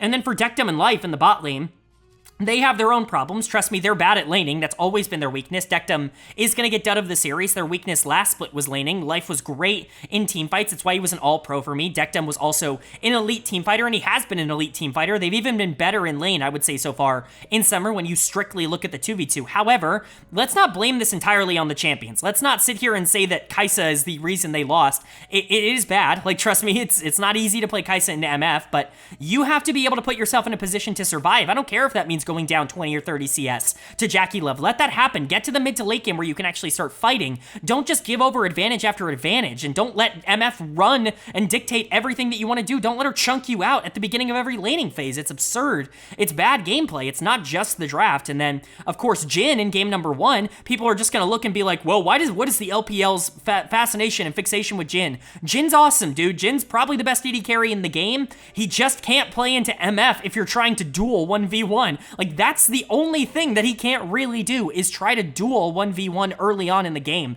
It's absurd that he has one weakness, and yet everybody's claiming that that one weakness keeps him out of relevancy. Just don't fight. Like, it really is super simple. They threw away what is, in my opinion, a huge draft gap in game number 1. FPX, that is. I think there is no excuse for losing game 1 after draft, and their bot lane just played horrible. And so, rant aside, that is the token rant of the video. I'm sorry if you guys get annoyed by those rants, but I have to get them out somewhere, and this was the place for it. FPX is going to be fine. We predicted that they would struggle towards the end of the split because their schedule was getting harder. This is not a surprise loss. This is not a surprise win for Top Esports. They should be coming out and dominating, and they look exactly like they should right now in dominant form.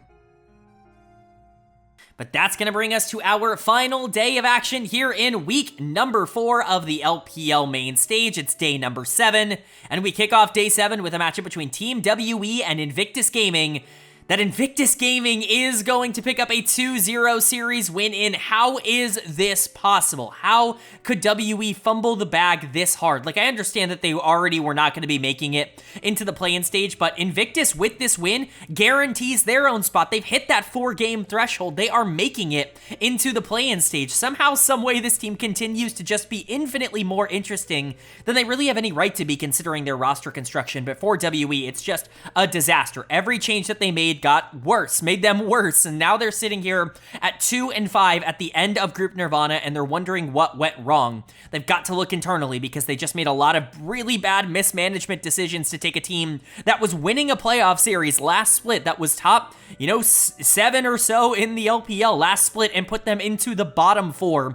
It truly is despicable what has happened for WE over the course of the last few months, but For Invictus Gaming, this is a massive win. You just have to be really excited for this team that just continues to overperform any sort of expectations that have been set for them. I don't think they're going to do particularly well in any best of 5, but at the very least, they're going to get a chance to play one, and that's something that I just don't think they had the expectation of doing. Player of the series is going to go to On in the bot lane once again. This dude is legit. Like, he is unbelievably good. We were talking about this with On and Wink as a duo, especially in spring of 2023. That's like one of the better splits that like a bot lane has had in terms of consistency. They were truly dominant last year, and I think some people sleep on that. On is like a genuine beast. He is somebody that I think could step into one of the better teams right now and genuinely assert dominance. If WE had On, it would be a complete game changer. I really do think he's that much of a difference maker. He's the kind of player, and I'm not trying to say he's as good as this player, but he's the kind of player that can have an Elk caliber journey where,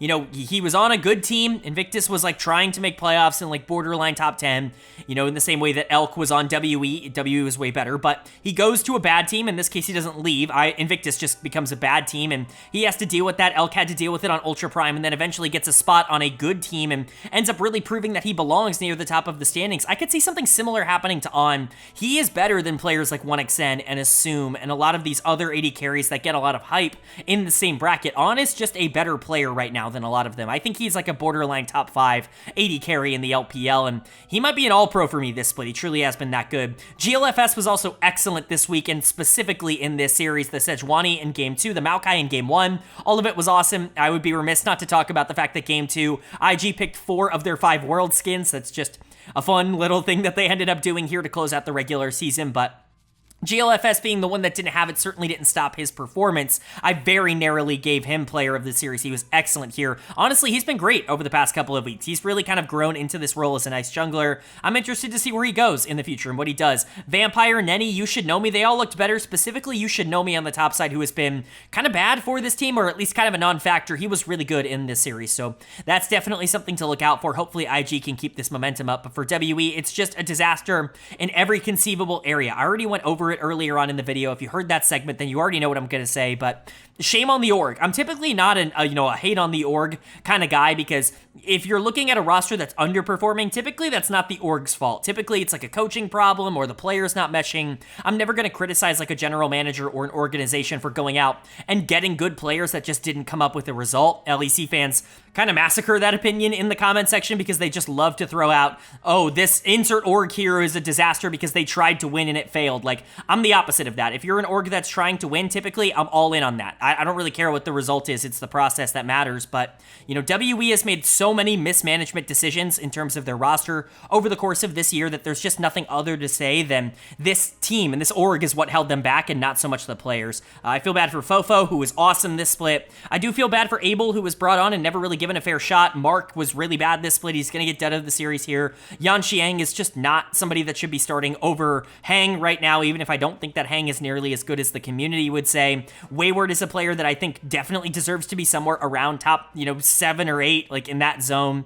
It's just kind of crazy that WE ended up performing in the way that they did, but it just is what it is. They're 2-5. They're out of the play-ins. Their year is done. They are not going to play any more series, and honestly, it's probably for the best with how things went towards the end of summer. But congratulations to Invictus. They have officially qualified for the top 4 here in Group Nirvana, which means they will get to play a play-in best of 5 to get into the playoffs. I don't think they'll do particularly well in that series, but to even get to play in it in the first place is definitely a huge boon. Then moving on to our second series of day number 7, and we're moving up to Group Ascend for one that I really wanted to see the outcome of. It was LNG Esports taking on Anyone's Legend, and LNG is going to pick up yet another 2-1 series win. These are not the cleanest series in the world. They show cracks in the armor basically every single time that they play, but at the end of the day, they still walk out with a victory when they play these series, and that's really what matters at the end of the day, is being able to win a best of 3, being able to come out on top even if you are struggling at points. I think there are going to be a lot of people that really look into the inconsistency and the fact that they have 7 losses so far in their 7 series wins, and say, oh, well, that's not good. Like, that's not a great place to be, even considering the fact that they're 7-1. But LNG is one of the best teams in the world. I think that they are continuing to prove that. Do I think they're going to guarantee make finals or compete to make finals? No, I don't think that's on the table at all, or like guaranteed to be on the table at all. Top Esports and LGD Gaming and Bilibili, they're very good teams at the top of the standings, and they're all going to likely be favorites over LNG, but they are a lot closer to being in that cluster than people are giving them credit for. And I think the bot lane really is what pushes it over the edge for me. Gala and Hong are legit. Gala is player of the series here. This is one of the best bot lanes in the world at the current moment.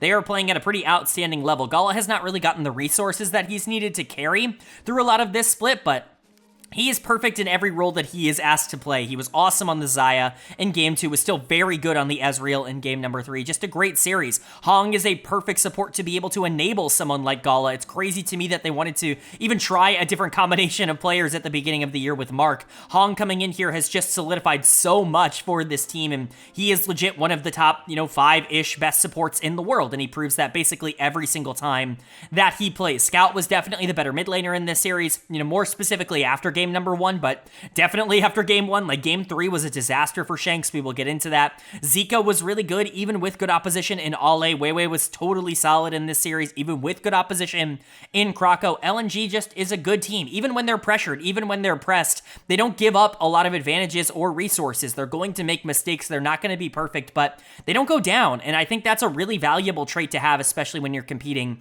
for being one of the top teams in the world. But for AL on the other side, they now drop to below 500, 3-4. Not a great place for them to be sitting, to be entirely honest. I get this was a tough week. Top Esports and LNG are certainly not easy competition to have to go into. It's not free wins or anything like that, but I still think that this team should be performing better. I think the Game 1 win is at least encouraging. There were definitely more encouraging signs in this series than there were earlier in the week. Ale, Krakow, Hope, all played really well. Kale really all played well. My only big problem is that Shanks is having his typical, end of season slump that he is basically had every single split of his entire career. It is really frustrating to track this as a trend. We've talked about this earlier on in the week, but players that continuously get worse over the course of a split are ones that I am very scared of, and that has really been a trend for Shanks, who always starts off splits like he is the best thing in the world and starts off crazy hot and looks like one of the best mid laners in the LPL. And then by the time we get playoffs, it's like, well, he's fine, he's playing okay, but he's kind of losing games for his team. It's the inconsistency with Shanks that has really cost him, and that is definitely still there. He's done of the series here, and it's not even remotely close. He is the one who kind of lost this series for anyone's legend, and that's just super frustrating. The Lucian in Game 3 was quite frankly horrible. It just was not good enough, and for a player that's being touted as the supposed star of this team, he simply has to be better, and if he's going to let this team down, they are going to start falling down the power rankings and the standings and everything, but if he can get it together and lock in, the rest of this team played well. There were some awesome Ashe arrows from Hope in this series. Krakow and Ale, I thought both played exceptionally well, specifically in Game 1, but throughout a lot of this series, there really weren't a lot of negatives. Maybe there were some moments where Kale was overextended, but for the most part, he was also a positive. It really was Shanks that was bringing this team down. They could have won this series if he had played well. It really was kind of the difference between winning and losing for them, and it's a really disappointing place for them to have landed. I think AL hopefully will be fine, but this wasn't exactly the most confidence-inducing week they've ever played, but at least LNG is now sitting at 7-1. It's crazy we're looking for so many flaws in a team that's sitting in first place at 7-1, likely going to be the #1 seed going into the playoffs. If that's the case, their road becomes significantly easier, and all they really need to do is make top 3, make top 4. They're going to get into the qualification series, and they're probably going to try and make it to Worlds. This is likely, at least at the moment, a Worlds team. I think this series proved that, and I think generally speaking, that's not being talked about enough. And that's going to bring us to our final series of the week. Again, thank you so much for sticking around. I tried to keep this video as short as I possibly could. Hopefully it ends up being under an hour 45. That's kind of the goal for what I want to hit, but there's just so much to cover. Again, 50 plus games, it's a lot. So I appreciate you sticking around with me, but we've still got one more series to cover. It's a matchup between Weibo Gaming and FunPlus Phoenix. The Weibo Gaming is going to pick up a 2-0 win. Again, not a surprise here. FPX was expected to go into this series and lose, and that's exactly what they did. did, but Weibo jumping up to 5-3 is a really great spot for them to be in going into the final week of the season. This is actually a surprisingly good position for Weibo Gaming. I know people were so pessimistic about them coming out of the group stage, but they're a good team, and I think they've proven that. They've solidified their mid-jungle duo. They've really started to get on the same page, and generally, very similar to LNG, it just took time for this team to figure out how they wanted to end up playing the game. I think their biggest problem at the beginning of the year is they just didn't have anybody that really wanted to be the guy in terms of setting up and being aggressive with how they wanted to play. Tarzan has very much taken that role, and it's very much worked out for Weibo Gaming, and he was great again here, but the star is obvious. The player of the series is absolutely going to go to Xiaohu in the mid lane. This guy was genuinely playing like an LDL mid laner for a majority of the, I guess, qualification part of the summer split. It was a disaster. He truly was awful. Like, in lane, out of lane, just in every phase of the game, he was one of the worst mid laners in the entire region, let alone of the best teams in the region, so you were looking at him as a potential replacement candidate midway through the year, and he was probably going to be the big thing that was holding them back from being a good team. And here we are, you know, like 4 or 5 weeks later, and he's been awesome over the main stage. Like, genuinely has been like a game changer for Weibo Gaming, has really gotten on the same page as Tarzan in terms of how to get those early game resources, and he has gotten back to his phenomenal team fighting form. He is in the best form he's been in all year by a large margin, and that is very dangerous for a lot of other teams. Light and Crisp continue to look good. Breathe was awesome in this series. The top gap was actually pretty massive. Breathe, another player who was really underperforming a lot of the time in the qualification series. Now that we're in the main stage, for him to also be stepping up, it's massive, but, you know, everything runs through Tarzan right now, and however they want to play the game, it's all about where he wants to put his aggression. In this series, it happened to be with the Corki and the Lucian, specifically the Corki in game number 1, but he can really put it anywhere. Light can carry games, Breathe can carry games, Xiaohu can carry games, Tarzan can carry games, and so it's a nice problem to have a lot of players that have really started to find their form most of the way through the year. But for FPX on the other side, this is expected. I know people are panicking about FPX, but this is exactly who we thought they were. They are a slightly below 500 team in Group Ascend, where they're going to be able to beat the teams like Ninjas and Pyjamas and LGD that are kind of struggling towards the bottom of this group, but they're probably not going to beat Weibo and LNG and anyone's legend. Like, they're probably not in that upper tier to kind of contest with that. This is exactly who we thought they were, and so I'm not really all that surprised. I'm not going to go super in depth. I've been talking about this team all year long. This is the same team they were in spring, and a lot of teams just got better in summer, and I think generally the consistency of the league has just gone up. Milky Way is going to get done of the series. That's a little bit of a concerning thing, if only because, again, Milky Way should be the one that tries to make them compete here, but Tarzan's one of those junglers that Milky Way is just not going to be able to outskill and beat. Tarzan is simply too good, and Milky Way is not able to get the leads on him that he's able to get on other junglers. That means FPX is going to struggle. ZDZ was also kind of bad in this series. A lot of weird plays. He was super aggressive everywhere on the map, specifically on the Twisted Fate in game number 2, but just a crazy series from ZDZ. You know, Care, Dectum, Life, they were along for the ride. Life had a couple of bad engages. Dectum was essentially irrelevant throughout the entirety of this. Care was along for the ride as well. Xiaohu was definitely better than him in the 1v1. That became abundantly clear the longer these games ended up going on. Really not a lot of good or bad to talk about for FPX, just anticipated stuff, the expected, and, you know, 3 and 4 is kind of where they should be. 7 and 10 is like a relatively fair place for FPX and Group Ascend, and for Weibo, they're kind of where they should be as well. This will be one of the teams that, again, competes for top 4. There are 6 teams right now in the LPL that I think all could make Worlds, and that makes for a very exciting, you know, kind of end of the season here. We'll end up seeing who is real and who is not, but at least for my money, you definitely cannot take a team like Weibo lightly. All right, but that is going to do it for my LPL main stage week number 4 overview and analysis video. The last full week here in the LPL regular season. We, of course, close out this quote-unquote main stage with week number 5 next week, but it's a shortened week. It's only a couple of days long. We really have a great idea of where everybody is situationed already. Not only do we know every single team that is qualified for the playoffs, but we know every single team that is qualified for the play-ins. It's only seeding at this point that ends up mattering moving forward. Up on the screen, you can see that these teams are color coordinated by where they have already locked in. A team like LNG has already locked in a top 2 seed, and so they are colored in pink.